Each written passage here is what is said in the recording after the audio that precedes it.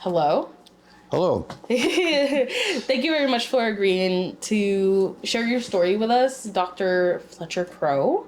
My name is Diana Rodriguez. This is Mosunmola Ogunmolaji. And Deborah Hendricks. And we are from the Samuel Proctor Oral History Program at the University of Florida. Today is April 16th, 2024, and we are at the Village interviewing, again, Dr. Fletcher Crowe. Call me Fletch. So, what is your full name, and can you spell it for us for the record? I was 10 years old before I learned how to totally spell it. Yes. My name is Fletcher Standifer Crowe III, Fletcher Standefer Crowe, 1, 2, 3. And can you tell me a little bit about yourself, like where you were born and where do you grow up? I was born at a very early age. I was born August 9th, 1944, and in a little town called Ponca City, Oklahoma. And my mother was living there. My dad was in the Navy fighting in the Pacific. He was at Iwo Jima in February of 1945. But he was gone, and so my mom moved in with her parents. Her dad was the owner, editor, and publisher of a newspaper called the Ponca City News in Ponca City, Oklahoma.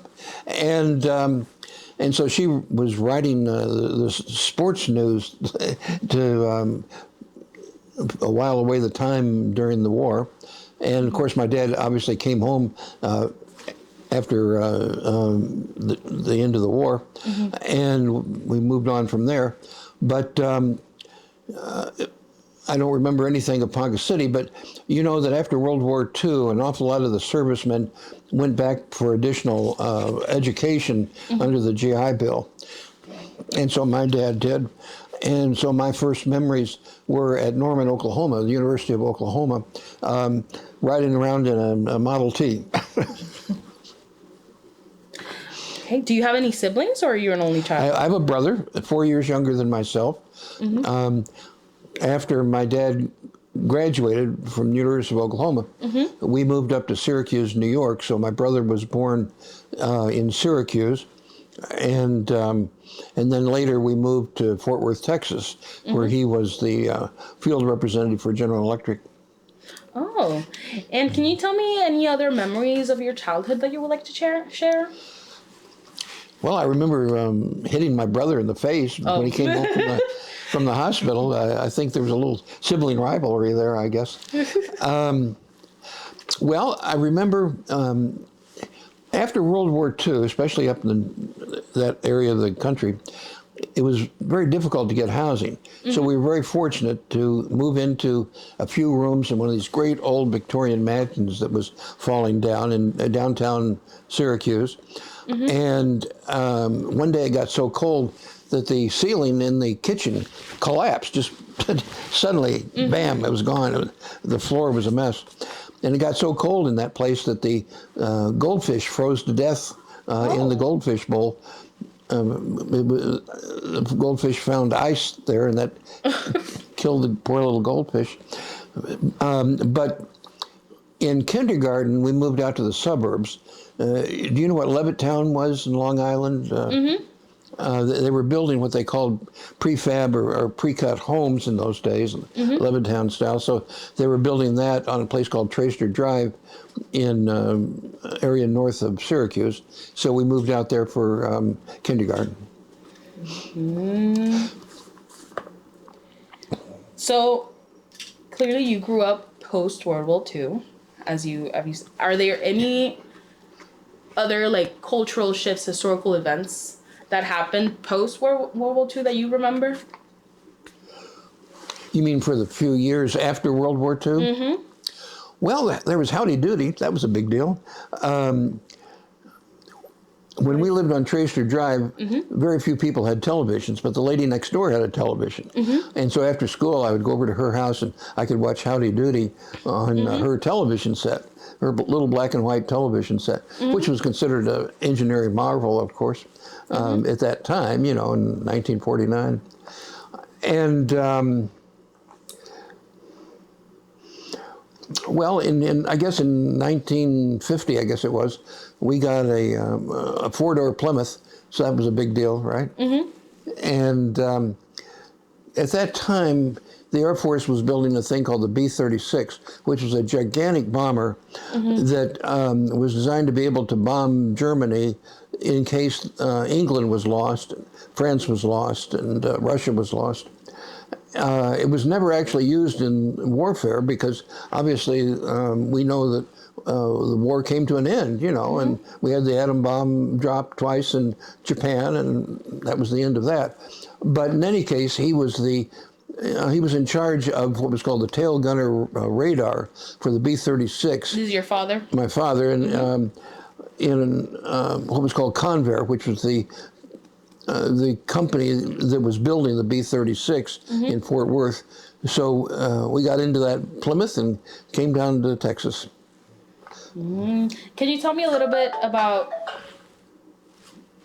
Can you tell me a little bit about your family, about where your parents are from?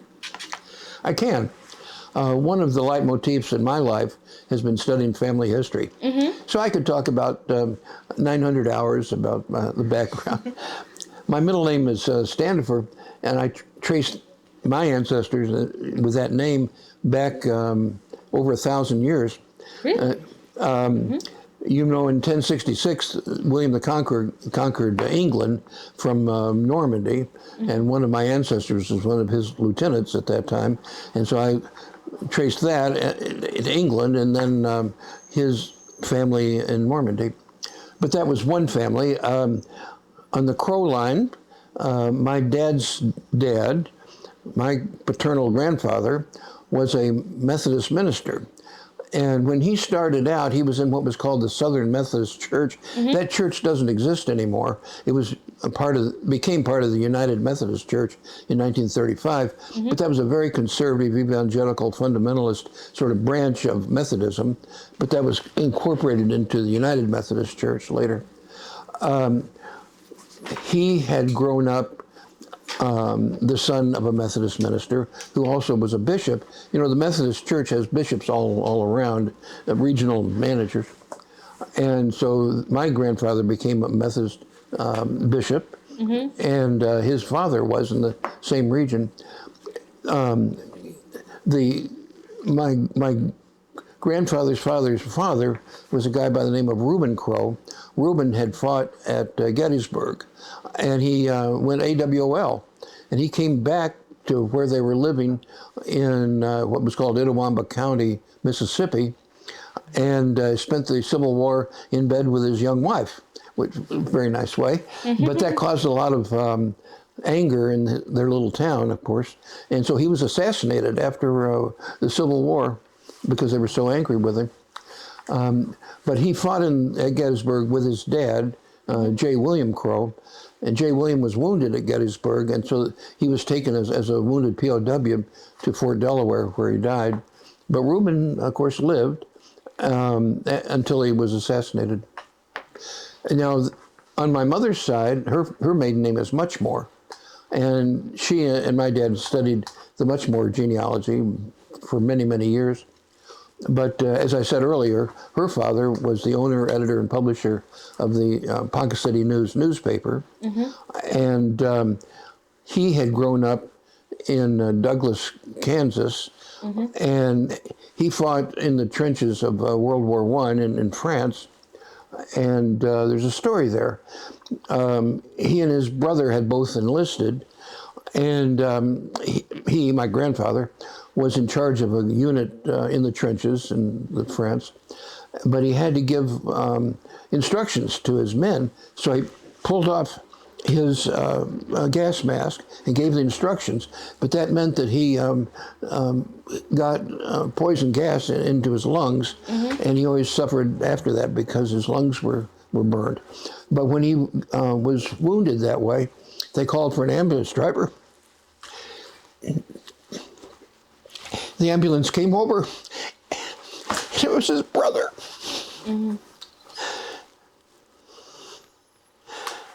So So we've traced the much more family back to England, and of course the Crowes back to England, and there were also German-speaking people from Switzerland and Germany, and also people from Scotland. Question. What inspired you to sort of, research more about your family genealogy?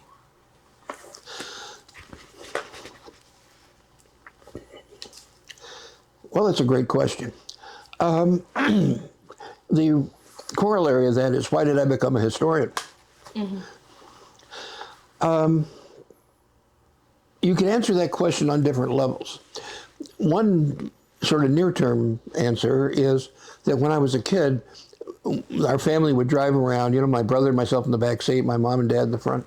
And the family story was we could never pass a historical marker because my mother would always yell, "Historical marker." We'd pull over, read the historical marker, and then go out to all the battlefields. Up in the Northeast, of course, you have a lot of Revolutionary War battlefields, and of course you have Civil War battlefields. You have Gettysburg and Antietam and all the rest. So we went to all these battlefields. So that's one reason that history became sort of enmeshed as part of the human experience. But there are deeper reasons.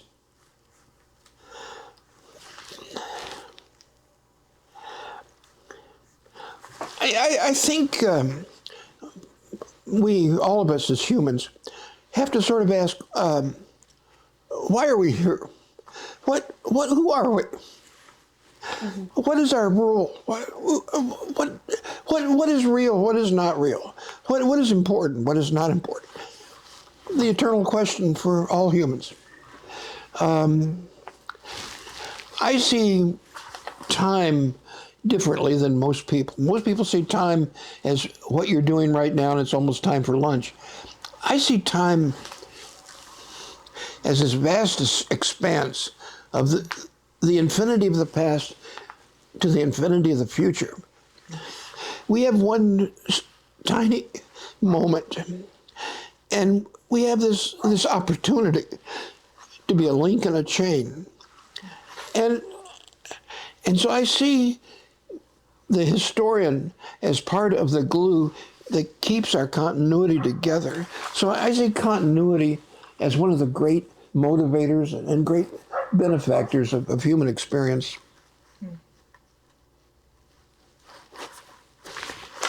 Janine? Okay. So, who do you think influenced you the most to pursue that path, that career in history? Other than Howdy Doody? Well, here again, I guess you could have, to define the word influence, there are all different kinds of influence, right? When I was in graduate school, like most graduate students, I had a major professor who cared. He cared about me. He wanted me to succeed. He loved me in that sense of the word love. And then he died right there. I was writing my dissertation. He just died. That was tough, really tough. I never really cared much for my dad. I really disliked my mother. So I never really had that kind of family affection that a lot of people grow up with. We didn't have that in our family. We had nastiness. We had yelling and screaming and misery and physical punishment and such things. And so to have somebody who cared, who really showed interest and showed praise and appreciation, that was important to me. So that helped steer me in that direction, What was his name? Say again? His name? His name was Dr. C.J. Smith. He was a specialist in Russian history, Russian Navy history. So I ended up writing my dissertation in his field. My mother, as I said earlier, was interested in history. She was the one who said we can't ever pass a historical marker without stopping. Yeah. So she was smart. She was really smart. She went through 4 years of college at University of Oklahoma and never had a mark less than an A. Smart. So she understood the value of history and why we should know history, why it should be part of our human experience, and be part of our vocabulary, you know. So she encouraged, and not that she didn't encourage anything else, it's just it was seen as an important part of education and of intellectual development. So she encouraged that. Was your mother a homemaker, or did she have a career outside? Well, I think it goes without saying anything else that college-educated women in the late 1940s, early 1950s had absolutely nothing to do except bake cookies and clean the house. That's exactly what they could do. They were limited to that. They were in straitjackets. They were in ball and chain. So she was in that. Did you ever read the book, The Feminine Mistake? No, I didn't.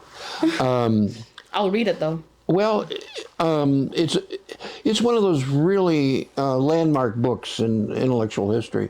Betty Friedan, very, very, very famous. Anyway, that's what that book is about the fact that the assigned role for women, all women, at that time, was to stay home and make dinner. And they did. And so therefore, she was literally prevented from having a job or doing anything with her college degree or doing anything outside the house. She just felt like she lived in a straitjacket. And I think that was hard for her because she was capable of doing anything, you know. What was your mother's name? I'm sorry. Her name was Marjorie. Marjorie Muchmore Crowe. So tell me about your education. So you were born in Oklahoma. You moved to Syracuse, New York, and then you came back down to Fort Worth, Texas. So tell me how it was growing up, moving around, because you went up north and then down south, and then about your college career. Okay. Well, education. Well, okay. I said I started kindergarten in Syracuse, New York. It was in a really ancient old building. We were up on the second floor, and to be able to have a fire escape, we had a helical fire escape. It was a spiral. So it was really fun to have a fire drill because you get to go down this spiral, you know, to spiral down to the ground. Well, anyway, in first grade, we moved to Fort Worth, and I was there in elementary school, and then what happened was that the Cold War came along, and Congress decided to build the Atlas ICBM missile, the Intercontinental Ballistic Missile. And of course, you had to have a guidance system. General Electric got the contract for the guidance system, and so my dad was named the director of the project to build the guidance for the ICBM, which was headquartered at Utica, New York, in a French Road General Electric plant. So we moved up to Utica, which, you know, is in upstate New York. And so I was in middle school there in Utica for 3 years. And then that project was over. And then the ICBM moved to what was called inertial navigation, which they started out with sort of radar type on the ground kind of navigation. But if you're going to send a missile 5,000 miles, you can't really have radar 5,000 miles away. So they have to have inertial guidance. And so another company had the contract. So that project came to an end. And we moved over to North Syracuse, New York, where my dad was in heavy military. But you remember that Kennedy was elected in 1960 on the platform of putting a man on the moon before the end of the decade, you know, before 1970. So General Electric got the contract to do the Apollo program. In other words, to manage the Apollo program. Obviously, there are a lot of contractors, but General Electric was the glue that held all of the different contractors together. And my dad became the head of reliability for the Apollo program. And so he had people all over, like in St. Louis, for example, where they built the capsule, you know, in Huntsville, where they built the boosters and that sort of thing. So he was in charge of reliability for the Apollo program. And in 1962, the family moved to Ormond Beach, Florida, where GE had its headquarters, not too far away from Cape Kennedy, right? And then, as you know, they put a man on the moon in 1969. And so I started college in a little place called Hamilton College in upstate New York. You've never heard of Hamilton College, I'm sure, but it's a very exclusive men's school up there. But I left there and I transferred to Stetson, which is in DeLand, which is near Daytona Beach, where my parents were living. And then I graduated in December of 1965 from Stetson. And a few days later, I got married and came up to Tallahassee, to Florida State, and started work as a graduate student in January 3rd of 1966, a few days later. And then got my PhD in history from FSU in 1973. And you were a college professor. Where did you start teaching? Well, I taught in several places. I taught at Florida Atlantic University, which is down in Boca Raton, for a while.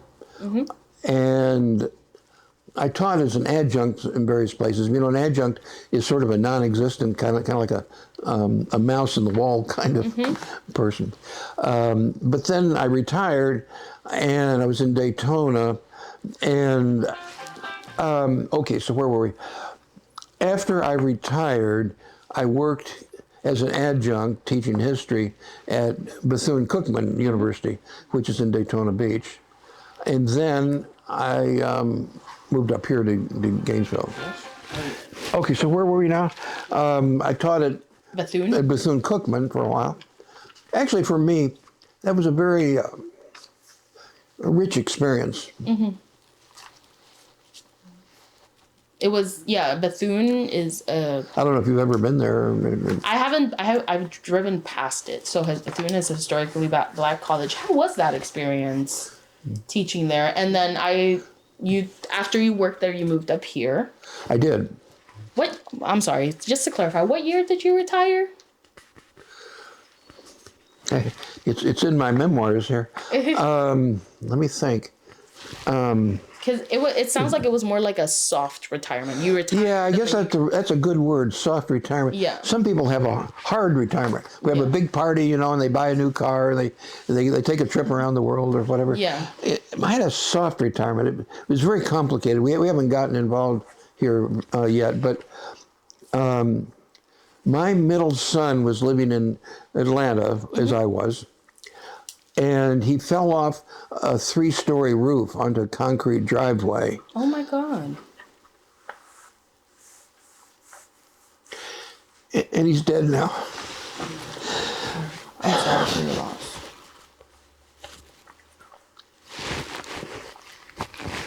So I took care of him for a long time, every day.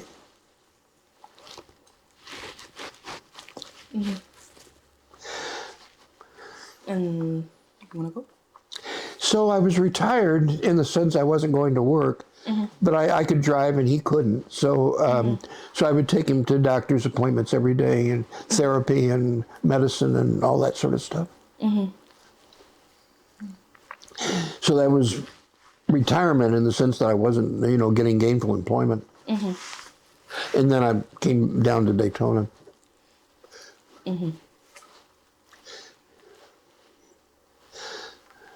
So you have 3 children.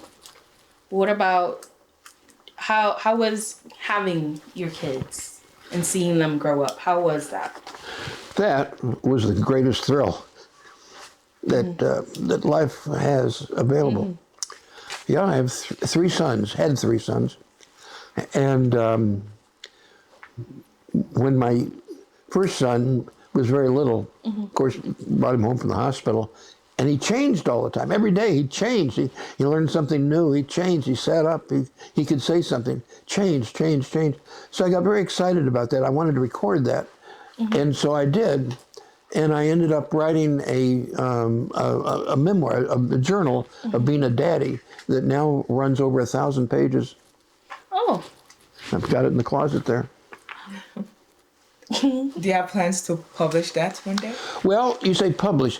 I'm not sure that anybody else would be interested in my story of being a daddy. That's everyone's gonna be interested. Well, I don't know. But anyway, that's my story. And for me, it's not difficult to digitize all that. You know, it's all, of course, when I was doing it, they didn't have computers, so it was all longhand, of course. But to put that into digital format, it would not be that difficult, and I intend to do it before I'm 6 feet under. I wanted to take you back a little bit to your education. So you said you did your BA in history, and afterwards you did your PhD also in history. Is there any reason why you decided to go to grad school? Well, when I was much younger, say in middle school, let's say, like everybody else, I had a lot of relatives. But all these relatives had done pretty well in graduate school. Like one was a doctor, for example. One was the editor of a newspaper. One was the CEO of a major American corporation with a degree in chemistry. All these people had advanced degrees. It was just considered what you did. I mean, like, you know, you get up in the morning, you brush your teeth, put your clothes on, you know, and have breakfast. That's just what life had. So when I graduated from high school in 1962, my parents, like all parents, wanted to take pictures of the young graduate in a cap and gown. But I really poo-pooed that. I said, I'm not interested in this. I'm interested in a cap and gown for a PhD, for Christ's sake. It was just like, no big deal, you know. Just that's what you had to do, you know, to move through life. And could you also tell us? I know you mentioned you graduated in 1969, and 1969 you finished your first degree in 1969, right? Your BA. You mean by undergraduate degree? Yes. My undergraduate degree was in January of 1965. Or 1965, okay. And you also talked about, you know, getting married in between, you know, finishing that. Well, yeah, a few days later, before Christmas. How did you meet your wife? Well, there's a story there. Okay. I was at Stetson University, and Stetson had this junior year abroad program. And in those days, you would have a junior year in Strasbourg, which is a city in France on the border between Germany and France. And so I was in Strasbourg, and I studied French. I studied German when I was in France, of all things. So I came back to Stetson, and they put me in German 2. But I didn't know anything about German 1, so I was lost. I was over my head in German. And there was this beautiful blonde in front of me in German class, and she was Dutch. And you know, the Dutch language is very similar to German. So she knew this German stuff really well, you know. Es hat aufgehört zu regnen. And so I was lost. So I asked her for some help, and she was glad to give me some help, and we got married. That's a very interesting love story. Yeah. So could you tell us about, you know, starting out life in the first few years after marriage? What was that for you, like for you? You have to talk louder, right? Yeah, I meant like the first few years after marriage. What was that like for you? The first few years after marriage. Well, it was thrilling. Oh. Florida State University at that time had a thing called Alumni Village. It's no longer there, but it's an area where they have small apartments for married students. So we got married on New Year's Eve of 1965, 66, and the next day we drove to Tallahassee. And I started graduate work at FSU in January 3rd of 1966. And so for a couple of years, we lived in Alumni Village, and it was great. The total size of the apartment we were in is probably the size of this bedroom. You just tiny little place, and 2 little rooms. You know, a little living room with a little Pullman kitchen, and a little bedroom with a bed, and a little bathroom with a pot, and we were thrilled to pieces. You know, it was really thrilling to be married, to be with her. We loved each other very much, and we got along pretty well. And she had been studying languages at Stetson, but when we got to Florida State, she switched to education major because she knew when she graduated she could probably get a job as an elementary ed teacher, and she did. And that was a reasonable thing in those days for a young woman to do, to get a job and be employable. And I was on a graduate assistantship. I think I made a grand total of $300 a month on this graduate assistantship, which is not a king's ransom. But if you take out for rent, and you take out for food, and you take out for this and that, our budget had $5 a week left over. So we decided we were going to have fun for $5 a week. And what we would do would be we would buy $5 worth of gasoline for our little Volkswagen, and we'd drive all over North Florida, you know, with our $5 a week fun money. And we got along fine. Mm. Do you have a question?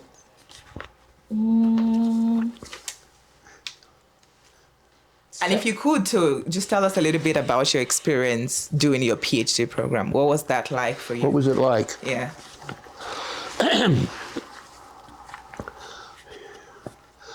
Well, okay. Well,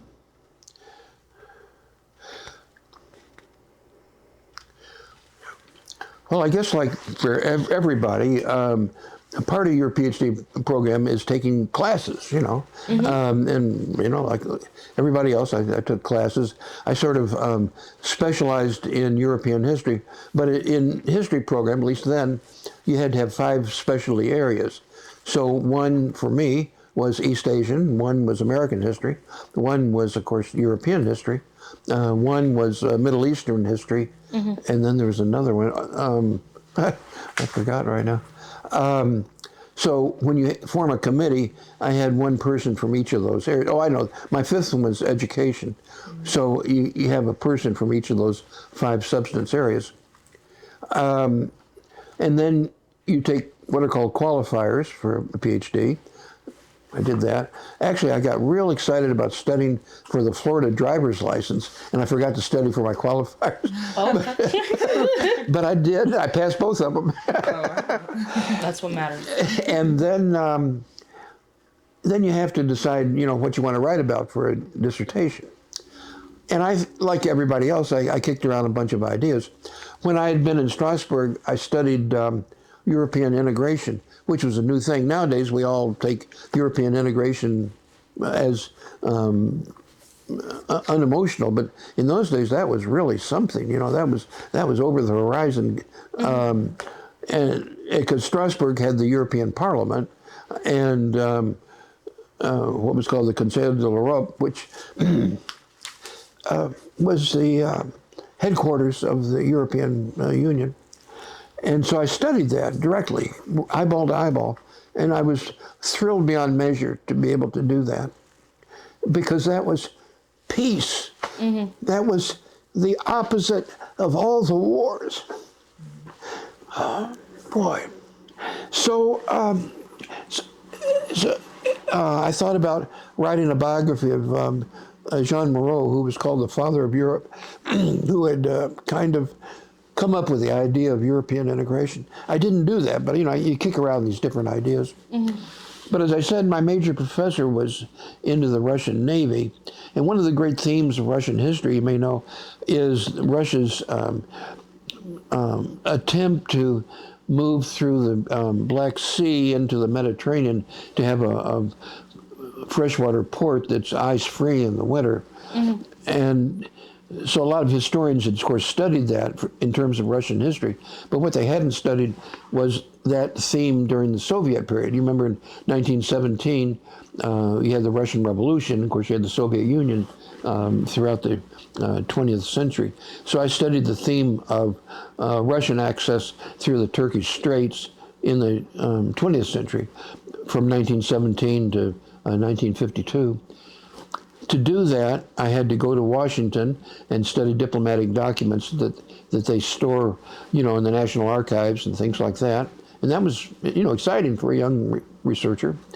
I also got sheaves of material from the from London, from the British archives, and I ended up using materials in 6 languages. I got German materials that had been saved in a salt mine or something from the Nazi years, and I got Turkish materials. I didn't know the Turkish language, but I got somebody who could translate Turkish for me and had Turkish, and I was fluent in French, so I had French materials. So I was proud of my work. It turned out that my dissertation was 400 pages long. It was bound in 2 volumes. It was the longest they'd ever had at Florida State. I mean, that's an accomplishment for Well, sure. it was there. At the time, when I wrote my dissertation, I had 2 sons. So one day, my 3rd son, Andy, went to the FSU library, and he found my dissertation. And I had dedicated it to my 2 sons. And so he wrote his name in.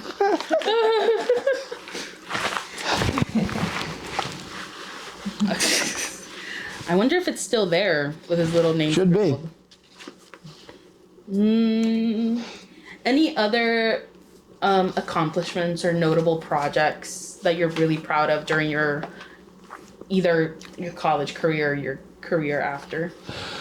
Well, as I said, when I was a daddy, I took daddying very, very, very, very seriously. I mean, 25 hours a day seriously, 25/8.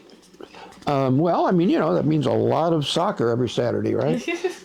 And I say that with joy, It means playing a lot of baseball in the backyard. It means reading a lot of stories before you go to bed. It means a lot of dirty diapers. But I took that really seriously. And I'm proud of that in the sense that I see today what my sons are like, and they're thrilling young men. In addition to all these other things, I have, in retirement, I've had 2 major projects that we could talk about. None of them are ones that I can really talk about because I can only share the information through a non-disclosure agreement, actually. But I can tell you something about these. The first one is that you've been to St. Augustine, and in St. Augustine they claim that St. Augustine's the oldest city and was founded by Pedro Menendez, the Spaniard, and so forth. That's not altogether true. Before the Spaniards came, established St. Augustine, the French were here in Florida, and they established a fort called Fort Caroline, and the people that garrisoned Fort Caroline were all killed. They were massacred by the Spanish under Pedro Menendez. Really? And so I became the historian for a project to find Fort Caroline. There was a lot of speculation that Fort Caroline was located on the St. Johns River near Jacksonville. But I read all the original 16th century French sources on that, and I said, that's not true. And so we got funding, to have an archaeology project to find Fort Caroline. And we worked very, very hard on that, did a lot of archaeological investigations, and wrote, lots and lots and lots of material. And I think I know exactly where Fort Caroline was located. But the project isn't operational right now. And so we've got to get some more funding and actually find the site of the fort. And there's a second project that I guess I'm proud of. About 6 years ago, I guess, when I was retired, like a lot of people, I found a medieval document written about 1425 or so, about 600 years ago, that was written in a very, very strange script.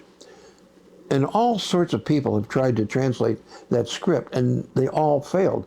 The National Security Agency failed, the CIA failed, all sorts of scholars have tried. They all failed. They couldn't understand to make any sense out of this odd script. And I discovered how to do it. And I can read that strange script. I'm the only person in the world that can do that. So I guess you say, what am I proud of? I don't know. That's something to put on your tombstone, you know? And I can do that. And we're about to finish a manuscript for a book to be published, so we're going to send it into the publisher in a few weeks. And presumably, hopefully, they'll publish it, and we'll see what happens with that. Is there any ongoing efforts towards, you talked about the discovery of the Fort Caroline.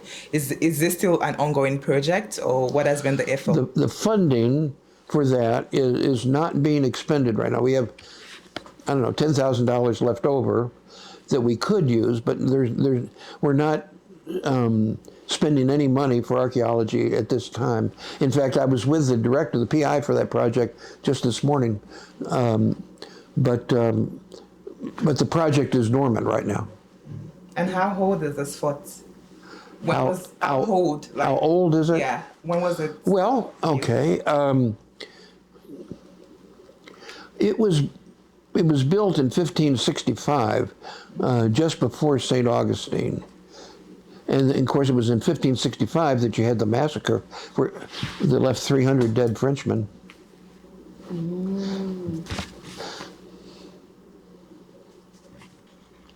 And I also had a question I was just really curious about, how did you sort of locate the site?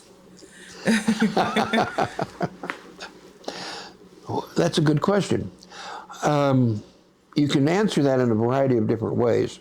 As a historian, one thing I did was study all the maps that were made at that time, like in the 1560s. And there were a lot of maps, like from Spain or from Germany, from Switzerland, certainly from France, England, a lot of maps. And actually I published on that. I published a scholarly paper on maps and how they showed Fort Caroline. And they didn't actually, well, that's not quite true.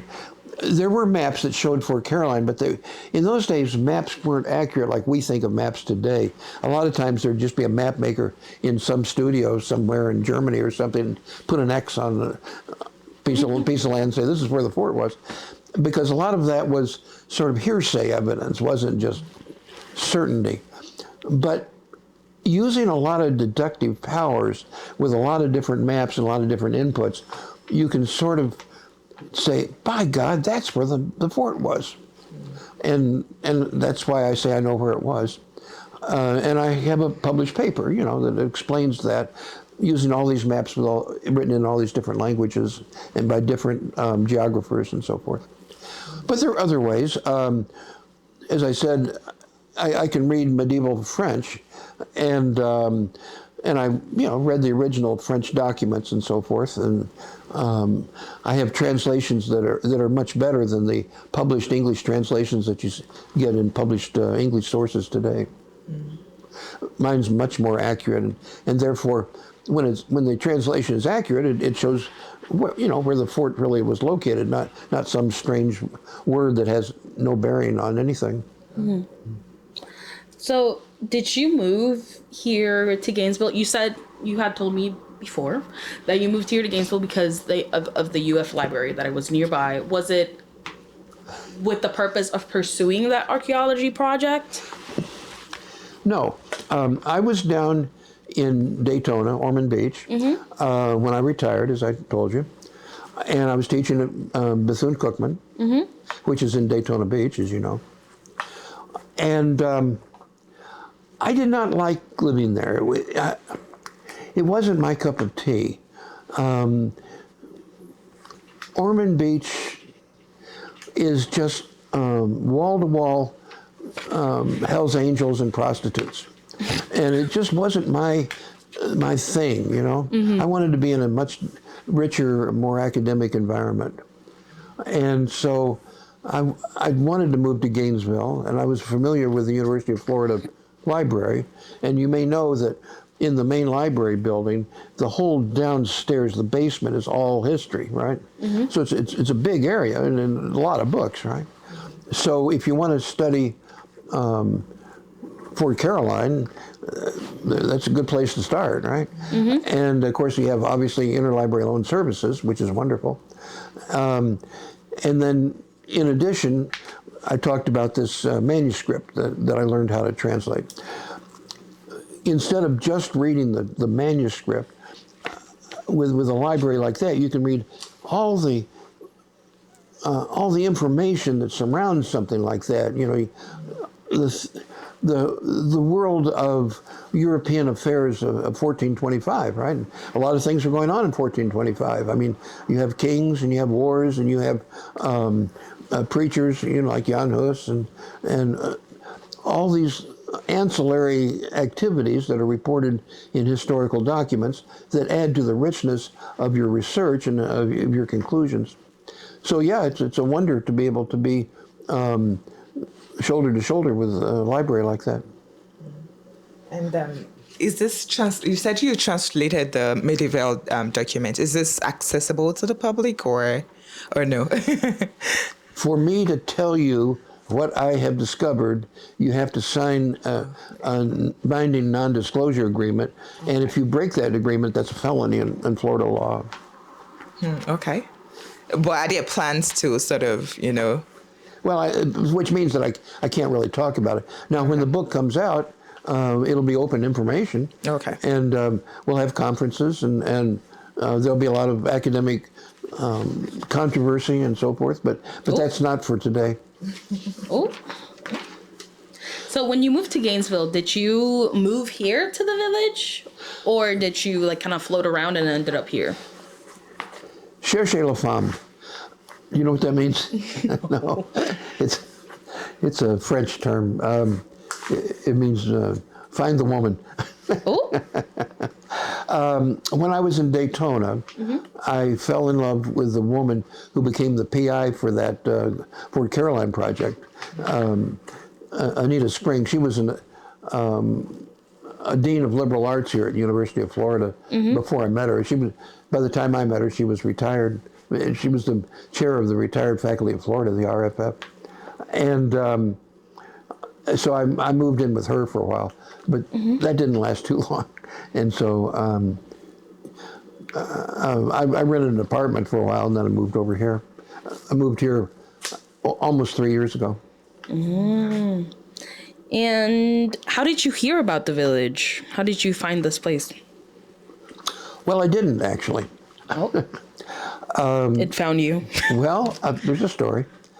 I was in North Florida Hospital, and I had some blood clots in my lungs, I guess, which of course can be a terminal problem.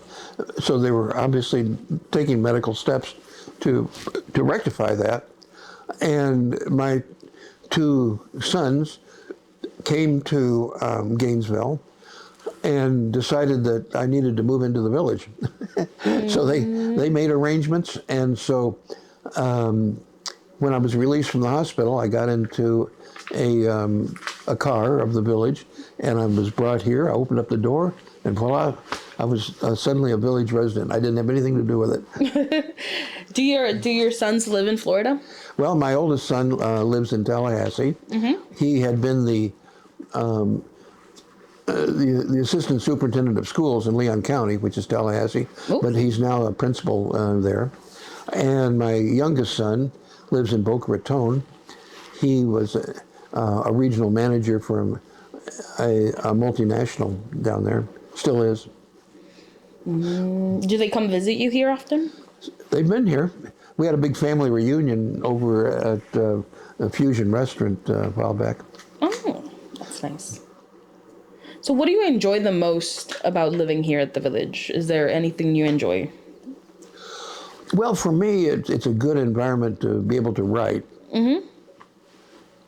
I've been writing on this Voynich manuscript business now for 6 years, night and day. I mean, you know, every day, 7 days a week, all the waking hours, just every day, writing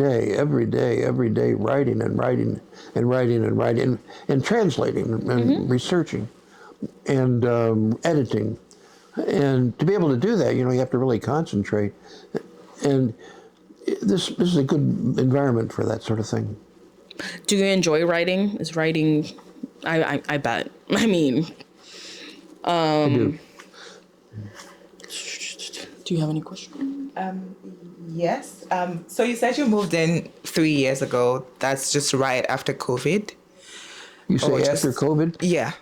It was. Well, COVID was still going on when I moved here. Yeah, right after the beginning of COVID. It was after the beginning of COVID. And what was that experience like for you? What The experience of like moving in during that period of, sort of the isolation and social isolation associated with COVID. I don't know how to answer that because there was absolutely no impact, zero. I don't know how to answer that. Here in the village, if you came down with COVID, they would put a sign on your front door to not have people come into your room. And then they would bring food in brown paper sacks and leave it outside your door. And so the food would come to you, And for a while I had COVID, like some people, and they brought me food, But I don't know how to answer it any more than that. Some people who don't live at a place like the village were heavily impacted. Like for example, they couldn't go to work, let's say, or they couldn't go to school or whatever, couldn't go to the grocery store, or had significant impact on their style of their life. But I had absolutely zero, none whatsoever. But has that changed anyway, Are there more social opportunities for you to sort of, interact with other people as opposed to that period? Well, in the village, they give you credit of $29 a day for food. So with that amount of credit, you can have one sort of hot meal a day down in the dining room, and plus maybe a sandwich or something from the snack bar, right? So in my case, I go down to the dining room, which is called Blue now, downstairs, and I have one hot meal a day. And here in the village, they have a nice institution called the Family Table. I don't know if you've heard of that before. But when 6 people show up at the maitre d's station, just randomly show up, they form a table of those 6 people. And they sit together, they call it the Family Table. So every day you actually end up pretty much eating with different people. Over a period of a year, you've probably eaten with 200 different people, with that family table.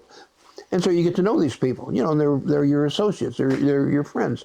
And so you have this contact, this sociability, this interesting thing. All these people are interesting people. I mean, one guy was the person who apprehended the murderer of all the University of Florida students, if you remember. Really? Wow. Yeah, really. One guy was a psychiatrist. One guy was the head of agricultural engineering for IFAS, Jerry Isaac, real wonderful guy. One guy was the head of nuclear engineering at University of Florida. You meet all these people with all these background. Some people are very religious, with whatever religion they have. Actually, here in the village, a lot of people either were faculty members at University of Florida or they're widows of faculty members at University of Florida. So there are all sorts of stories, about all sorts of academic pursuits, like statistics or things you wouldn't necessarily bump into unless you lived here in the village, right? So it makes a pretty interesting environment. Yeah. And that's once a day, of course, at the family table. That's interesting. I also had a question. I would, take you back a little bit to, your career life as an academia, as a professor. What did you enjoy the most about teaching? What was your teaching philosophy? What would you consider to be? Well, it was fun getting a salary once a month, you know. Always a pro. I didn't like teaching. I felt like a broken record. Every term, you know, you have the same class, you teach the same jokes, you have the same curriculum, you know, over and over and over and over again.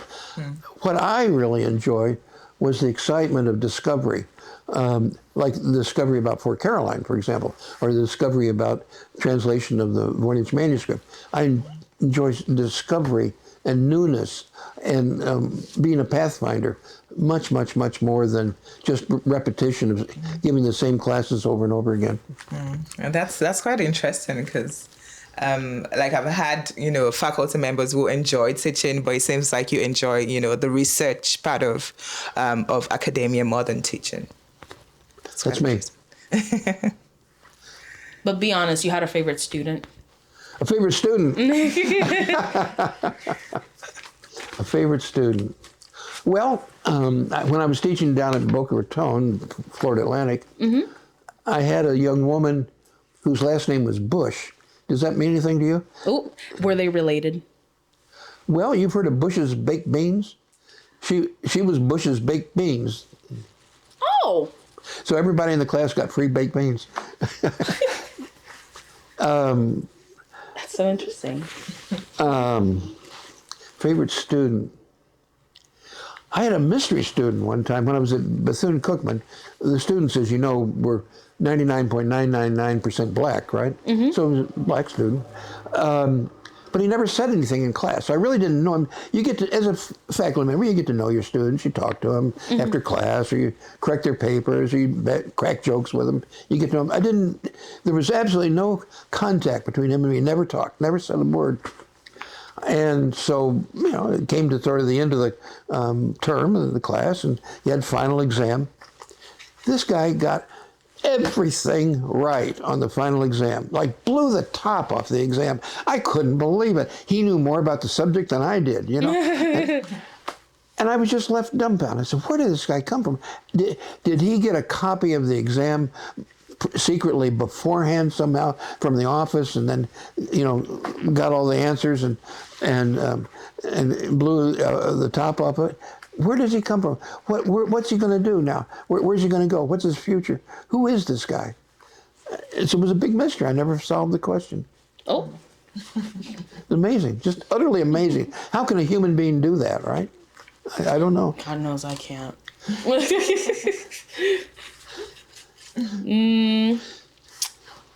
And so far,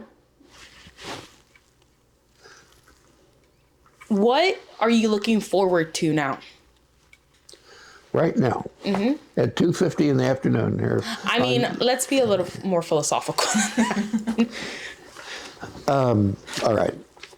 I am about to finish this manuscript on this Voynich manuscript with all these discoveries that I've made. I feel like Christopher Columbus. I've discovered something that absolutely nobody else has ever discovered.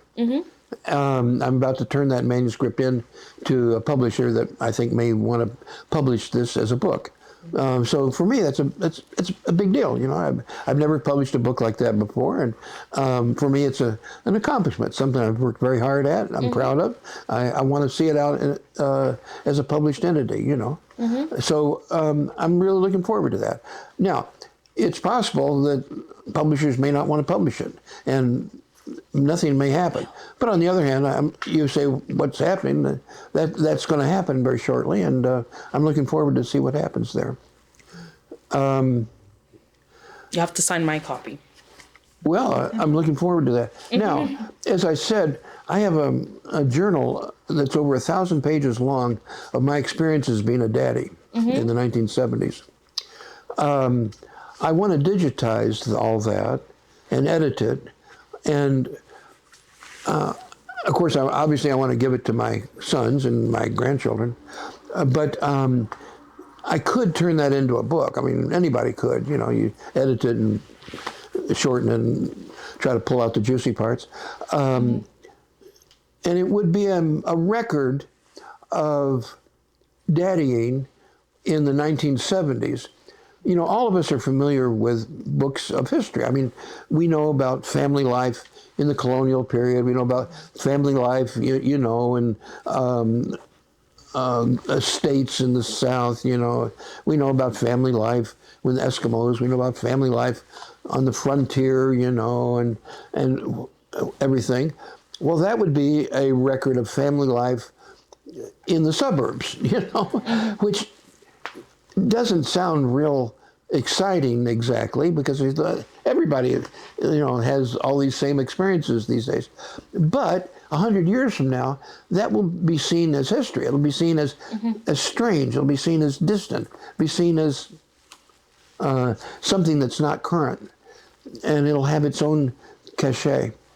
So I could turn that into a book, and it would be all accurate in the sense that every Sunday night I would write in that journal, and I would write exactly what happened, you know. I mean, for example, one day the kids turned the television on, and suddenly there was this thing called MTV. Well, nobody had ever heard of MTV before. You've heard of MTV, you watched MTV, but you got to remember there was a first day that MTV appeared, right? My sons would watch the Atlanta Braves, and nowadays that's not seen so much, but in those days, to think you could live in Tallahassee, Florida, and watch baseball games from Atlanta, that was really incredible, you know. And they would watch the Atlanta Braves and root the Atlanta Braves on, and once a summer we'd drive from Tallahassee to Atlanta to watch the Atlanta Braves. But you got to remember that at that time, that was incredible. You know, that would be like seeing Neil Armstrong on the moon or something. And so you see what I'm saying? Yeah. So I could bring that out. I haven't started that yet because I wanted to finish this first book first. For sure. For sure. So what are you most grateful for? Grateful. It can be a list of things. Grateful. Thanksgiving is my favorite holiday because you get to be very grateful about things on Thanksgiving. I'm grateful for a lot of things. I'm grateful for you guys right here. I'm grateful. Everybody says they're grateful for health. Well, I'm grateful for health. I got a bum right ankle, but other than that, I don't have any hair. But other than that, I'm grateful. Doing pretty good. Doing okay. I'm grateful for all the things I've been able to learn. I just love to learn. Think about it. I feel like a sponge, you know. I feel so grateful. To be able to learn, you have to have the mental horsepower to be able to do that. You have to have the money in the sense that, you know, you've got certain things you have to have. You have to have food, shelter, transportation, or whatever. So you are able to be in a position to learn. And therefore, if you have educational degrees like I have, you can feel very grateful for being able to have had that education that helps you apprehend all these things.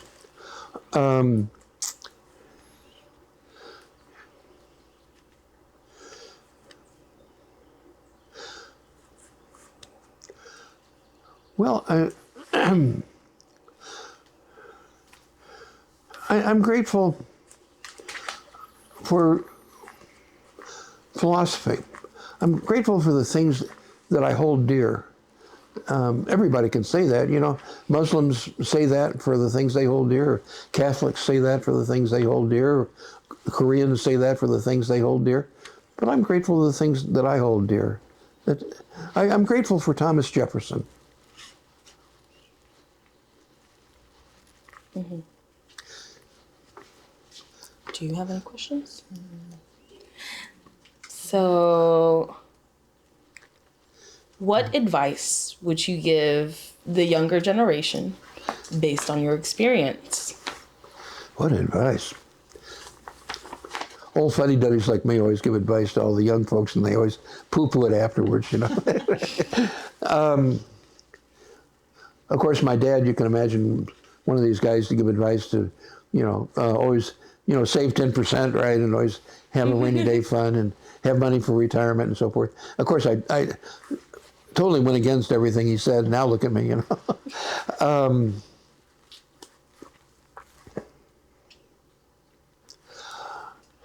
Well, you can give advice in all sorts of different ways. I think one thing that's important to me is advice in the sense of public affairs, public involvement, democratic engagement. I feel very, very, very strongly about our sense of democracy, about our democratic engagement. And sometimes I feel young people sort of take democratic engagement with a grain of salt and don't give it the attention or the time and bandwidth that it requires, because you have to really nurture democracy. You have to really nurture our ethos and our goals of our society. We can't take them for granted. So that's one type of admonition I would make. I mean, obviously you can make admonitions on health sort of things, or what to eat, or how fast to drive, or anything else. But that one is, I think, unique to me, or something I hold very dearly.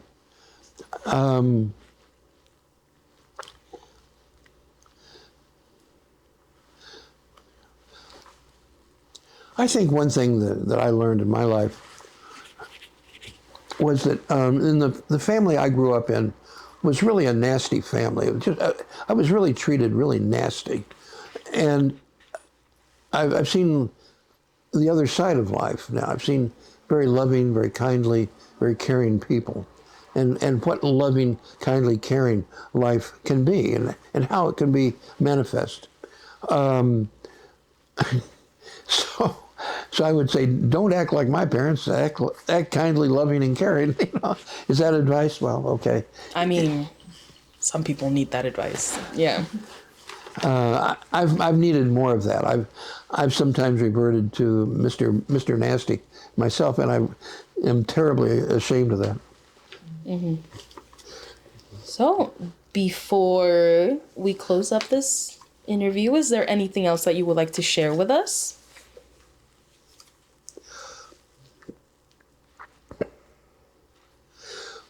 Well, I would invite you to turn the camera off and to read through my memoirs. Of course. And check off any of the items that you think deserve to be recorded. And just sit here and just see a circle of ones that you think might be of value if you want to. How long were you and your wife together before you guys got engaged? Well, a year, I guess. That's not that bad. I thought you were gonna say something outrageous, like 3 months. I was like, oh. Yeah, it was pretty fast.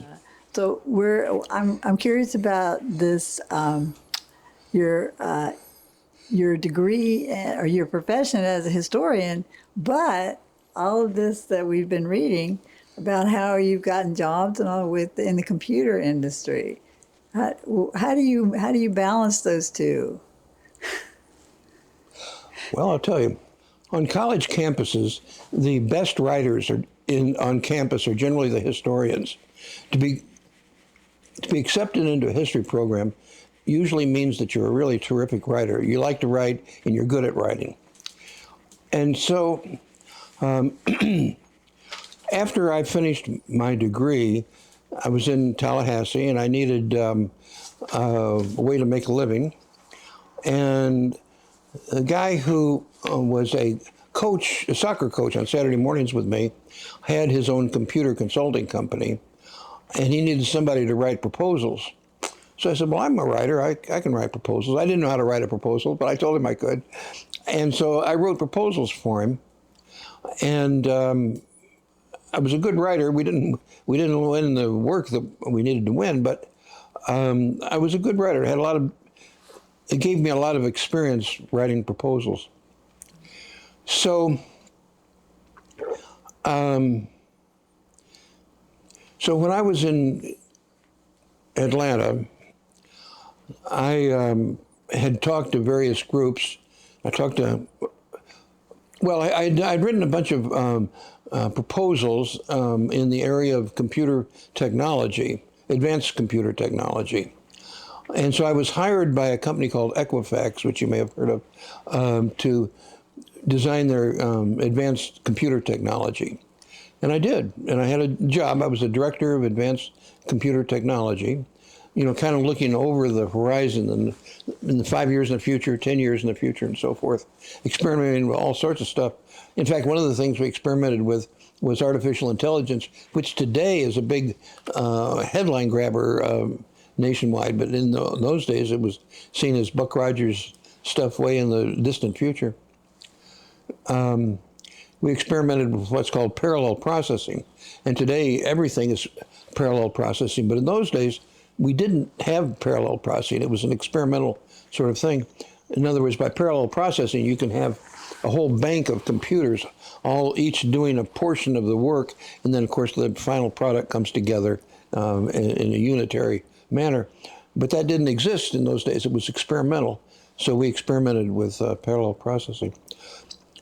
What happened was that Equifax outsourced its IT to IBM, and so I was out of a job.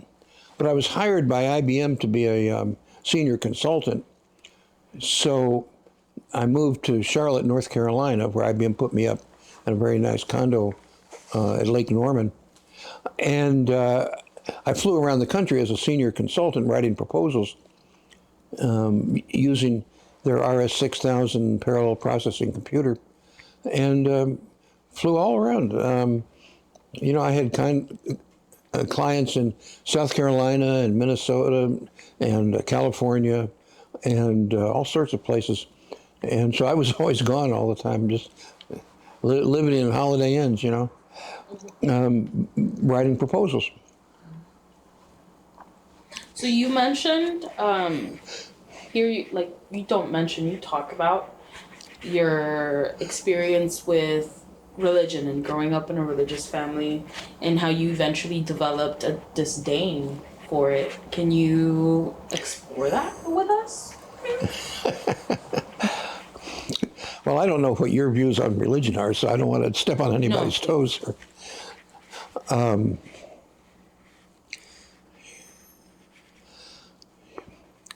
Well, to not try to be abrasive, I view... You don't need to tiptoe around me. Don't. I'm the last person you need to worry about. Don't worry about me. I view religion as silly, as not based on reality. It's just make believe.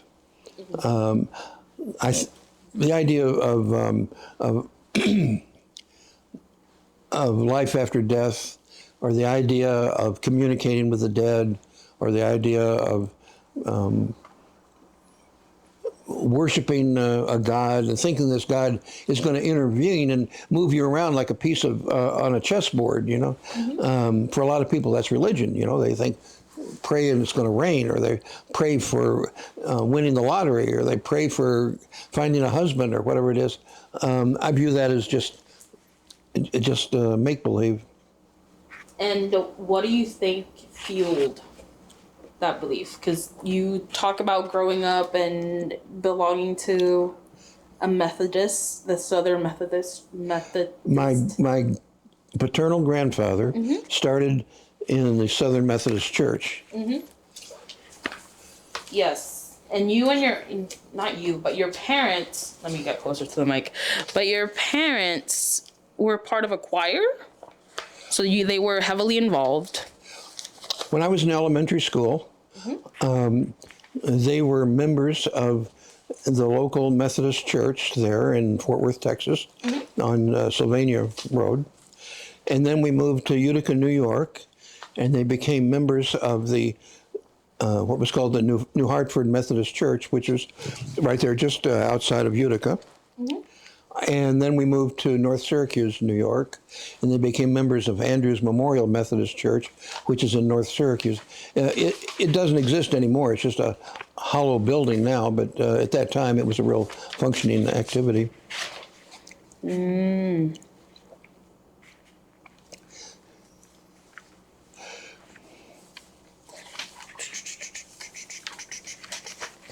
Okay. Then you wrote about traveling to Gaza, and I'm assuming also I'm not assuming, I read. Hold this. I can't. You know what trip I'm talking about. I worked for the United Nations in the Gaza Strip. That's what you're talking about, right? Yes. When was this? See, we need to get a timeline on you. When did you work for the United Nations? Well, I graduated from high school in June of 1962. Oh, so it's like pre-college. No, you didn't hear what I said. I graduated from high school in June of 1962, and then I started at Hamilton College in September of 1962. So I finished my freshman year in college in June of 1963. And the next couple of days, I flew to Gaza. I flew first to Athens and spent a week in Athens, and then I flew to Beirut and spent a week in Beirut, and then flew to Gaza. And how was that trip? How was that experience? I was really thrilled.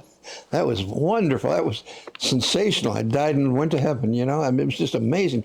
The first week I was in Athens, and I was just agog. I just was, my heart stopped, you know. Here I am at the base of these monuments, you know, holy cow, and these statues of these gods, you know, that are 12 feet tall. These so powerful, you know, these were done 2,500 years ago. Humans were doing this just beyond anything that the human mind could dream up. Just, you know, here I was at the Parthenon, and you look up those columns. Humans did that 2,500 years ago. It just blew my mind. And that was Athens. That was for a week, and then I flew to Beirut.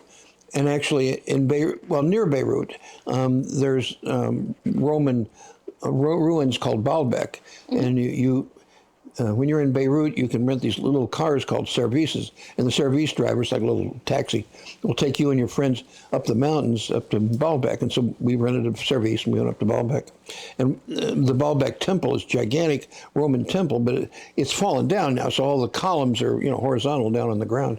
But you could see the size of this temple and what it would have taken to build it and worship there. Just unbelievable, you know. And then when I finished my work at Gaza, I took a bus from Gaza down through Egypt down into Cairo. And just outside of Cairo, you know, you have the three pyramids at Giza. And in those days, you were allowed as a tourist to go inside the large pyramid of Giza and climb inside it to go up to where the sarcophagus is. You can't do that anymore, but in those days I could. And so I climbed my way through the Great Pyramid there in Giza. Just think of that, you know. Here's a young guy, just you know, just out of college, just out of high school, inside this incredible, spectacular, monumental structure that is maybe one of the most famous structures in the history of civilization, clambering around in it. And then when you're in Cairo, you can go to the Egyptian National Historical Museum, and at that time, that's where they had the mask of Tutankhamun, which I'm sure you've seen. You know, it's all gold, you know, and they've restored it, so it's quite lustrous. And I stood there in front of that mask. I just wept. Holy criminy! Think of that, you know. They somehow had technology to be able to do the sculpture and then cover it with gold, you know, and then paint it and everything, put all the jewels in. Just blows your mind. Think of that. And then I hitchhiked. You hitchhiked? Wow. Continue. Sorry. Well, I could speak a little Arabic after being there for a while. I could say, Wayne Raya, Wayne Raya. And so I hitchhiked down to Petra, if you know what that is. It's a temple, well, it's a city carved in the in a dry riverbed, and I was just blown away. I mean, everybody that goes to Petra is absolutely speechless afterwards. And then I hitchhiked to Beirut. No, that's not true. I hitchhiked to Amman, and then I hitchhiked up to Damascus. And in Damascus, I went through the National History Museum there in Damascus. And what you see there is a lot of what they call Hittite stuff, which is earlier, And they have these, little gods that are all covered with feathers and things, and just amazing, And then I had a ride into Beirut, and there you can go to the Lebanon National History Museum, and they have on one wall, they have the history of language, of letters, and you can see how you have the evolution of what we call the alphabet,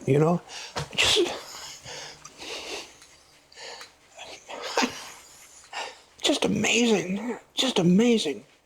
And to be able to be present at that, to be able to have that richness, to have that information flow to you like that, it just makes you feel so fortunate. Have you gotten the chance to travel back, or is that the last time? To Lebanon? I've never been back to the Middle East. I've been to Cairo. I've been to Thailand, and I've been to Cambodia, and I've been to Ghana, as I told you on the phone, and obviously, Canada and Mexico and such things. And I spent a lot of time in Europe. I've lived in Paris like 3 times. And I love Paris. I really do. I've been to England, Britain 3 or 4 times, and that for me is real valuable. My wife was Dutch, so we got to the Netherlands a number of times, 3 or 4 times. And I learned some Dutch. I could get around in Dutch.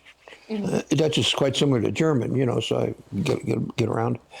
And then spent a fair amount of time in Italy, and I learned some Italian. I studied Italian for a while. And where else? I've never been to Russia, although I studied Russian, but I'd never been to Russia. I spent 2 weeks in Turkey. I told you my dissertation was on the Turkish Straits, and so I always really wanted to go see the Turkish Straits, And I did. I spent 2 weeks in Turkey, and I put my foot right in the water of the Dardanelles in the Turkish Straits. And you were like, "This is it." Well, I said, I got my bucket list clicked off now. You've traveled to a few places. That's great. Yeah, That's yeah. one of my own goals. Well, for me, that's very satisfying. And that first trip to the Middle East, it only happened in the summer? Yeah. Oh, let me ask you this question. Did you hitchhike by yourself? Yeah. That's kind of crazy to me. Well, in those days, it wasn't as dangerous as it is today. After I was there, you had the 1967 war, if you're familiar with that. That was the one where Israel preempted the Arabs and attacked, actually. But that was a big war, 67. A lot of people were killed. But that was after I was there. I was back in Tallahassee by 67. Later on, after I was there, the bad guys, would capture people like me, single male Americans, and hold them as hostages for ransom and so forth. But that wasn't being done when I was there. So I felt safe. I hitchhiked often with truck drivers. They would pick you up in those days there. And I knew enough Arabic to, say, "Hi, it's nice weather today," or some little phrase or other, and say where I wanted to go and all. A little bit of Arabic. Which has actually come in real handy lately. I use Arabic all the time nowadays.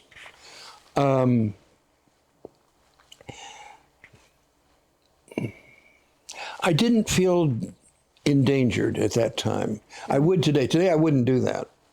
I would not feel safe.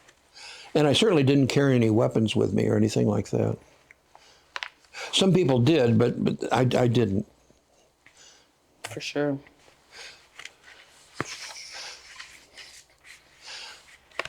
You can imagine how scared my parents must have been.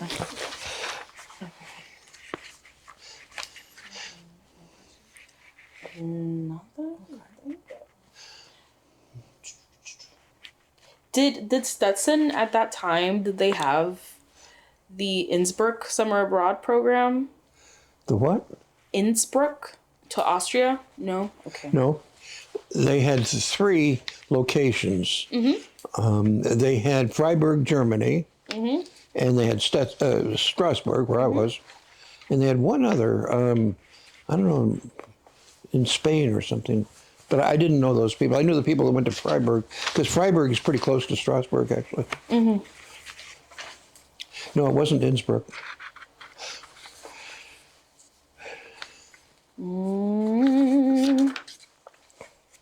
You have here written Death of Martin Luther King. Okay, say that louder. I can't hear you. You have here written the death of Martin Luther King. So I do. So is that you remember when you heard it in the news? No, there's more to the story than that. You remember that he was shot at a motel in Memphis, right? Well, I was teaching at a place called Merrimack Community College, which is in the suburbs of St. Louis. And we got off for, I don't know, 10 days for spring vacation or something or other. So we wanted to drive down to Florida and see our relatives and then drive back. So if you're in St. Louis and you want to go to Florida, you drive south on the interstate, and pretty soon you come to Memphis. So we got in the car and we started going south. But Martin Luther King was shot, I think, in the evening, if I'm not mistaken, 7 o'clock at night or something. It was something like that. But by the time we drove on the interstate inside the city limits of Memphis, all hell had broken loose. The whole town was engulfed with riots, and stores were being burned. People were screaming, they were being shot. It was really something, very, very dangerous, especially for a white man and woman in a little car, just coming along on the interstate. And of course, sometimes those riders, get on the streets and block the traffic, and then pull people out of the cars, and so there's real danger, real threat to your life in a situation like that. But it was not easy to avoid Memphis. The interstate goes right through by the river there. And so we did. We continued on the interstate, and when we were there, the traffic was flowing, not real fast, but it was moving. It wasn't blocked, And so we got through Memphis without any harm. So we felt very fortunate that we got out without being killed. And this was the day that MLK got shot. Well, or the days following. It was afterwards. I don't know the exact time of day he was shot, but it was. The crowds had already taken to the streets and were already burning the buildings down. It was pretty recent. I think it was last month. You know who Rodney King was, right? His son? No. I'm crazy. Never mind. No. Rodney King was a truck driver in Los Angeles, and he was pulled out of his truck and torn limb from limb, if you remember, by the crowd. That's great. So let me follow up with what was going on at the time. You were in the South, being a scholar in your field. Well, I was teaching at Merrimack Community College, teaching history. Yes. At the community college. Yeah. And before that, during the civil rights movement, before the death of MLK, how was that showcased in the news? How did you see it in kind of come apart? Okay. Do you remember what the Pettus Bridge was? Mm-hmm. You know what the there was a big, I want to say big parade, I guess you could call it, of black people that were marching behind Martin Luther King, marching to the west through Alabama. Mm-hmm. A pretty long march, I don't know, 100 miles, let's call it, or something. And they were marching every day. They were on the news, you know, every night on CBS News and so forth, marching along. And they got to the Pettus Bridge. And at the Pettus Bridge, the local sheriff and all his deputies got out their batons and started whacking all the black people. And they were just blood. Oh, God, it was horrible. Mm-hmm. And dogs, they had attack dogs, and the dogs were trained to grab arms or something and tear their arms off, you know.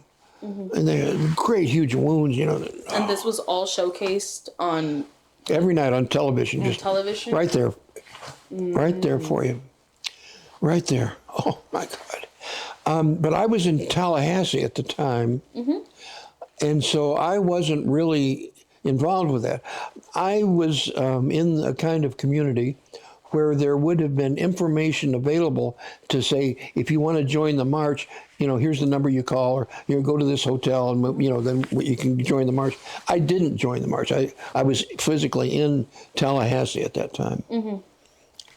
So you were very much there for a lot of very landmark cultural moments. Like your father was involved with the Apollo project. Yeah. He put a man on the moon. Yes. Did you get to see on TV? I know that it was showcased on TV. Well, let me tell you. I don't know if you remembered it or not. You guys are a little younger than I am. Apollo 1 was the Apollo that was on the launch pad. Mm-hmm. And it was the one that burned up, where the 3 astronauts were burned in the capsule. Mm-hmm. My dad was the guy that opened the door to find those people. Mm-hmm. He had a photographer with him. So the photographer, of course, took pictures, you know, of all these dead astronauts and trying to find out what had caused the fire, and they did. But that was his job. What caused that fire? And I told you, he was the head of reliability, you know. Mm-hmm. And they did. And, of course, they wrote a huge report about it, obviously. And they had to take that report to Washington. The headquarters for NASA were in Washington, and of course they have to give the report to Congress, you know. What the hell's going on? He wanted to make sure that the report got delivered properly and delivered the way it was supposed to be. So what he did was he flew to Washington, and he bought a second seat, and he had the seat next to him. So he put the report in the seat in the airliner next to him so he could hold on to it. Mm-hmm. So it wouldn't get lost or mm-hmm. destroyed or, you know, confiscated or anything. And he did. He delivered it to the director of NASA. And then next day, you know, he saw the news on television where NASA is giving the report to Congress, you know. Mm-hmm. And what about the successful, like, arrival to the moon? That was televised, right? Yeah. Right. Well, you've seen the pictures. I've seen one small step for man, one giant leap. Did you get to see that like live in the TV while it was happening? Yeah, me and 4 billion of my closest friends. Well, I mean, we all humans were watching that night. Everybody around the world.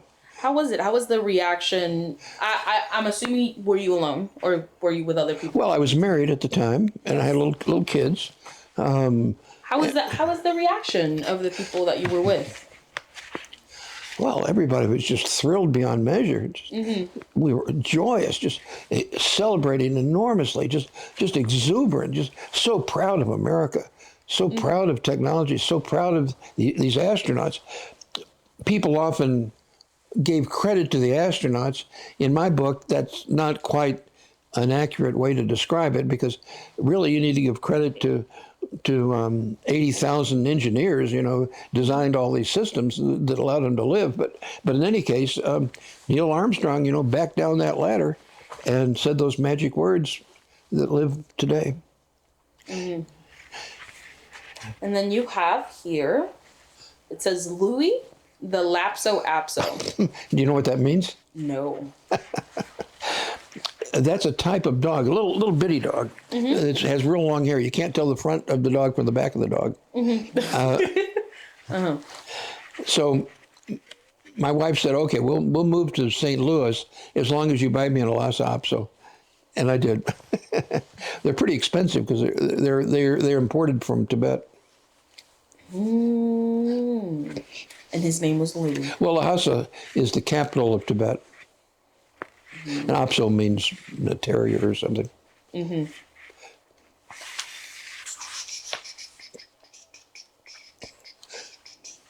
You did not want to fight in Vietnam. I didn't.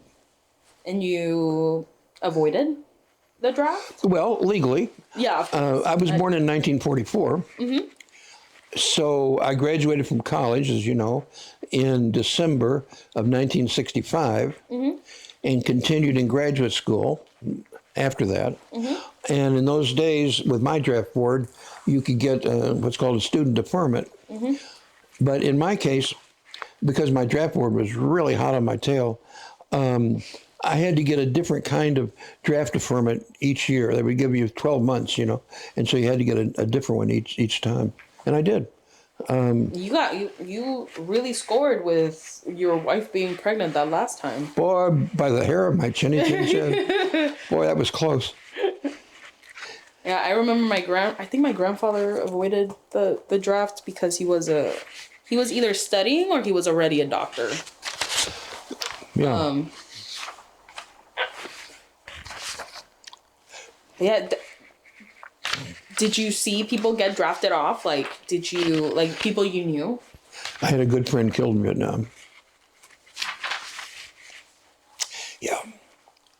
So when I was in Washington one time, I went to the Vietnam Memorial, which, has the names of all the people killed in Vietnam on it. Did you find his name? I found his name. That was tough. Mm-hmm. It was tough. Yep. It's good that you went, though. Pay him respects. Well, yep. Yep. Do you have any questions? Yeah.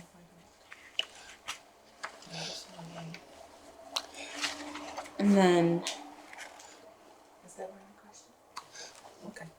Do you have anything else you would like to share? Well, I don't know if you guys have time limits or anything, but if you wanted to see those pictures that are on PowerPoint, I can bring them up, we can take a look at them if you want to see them.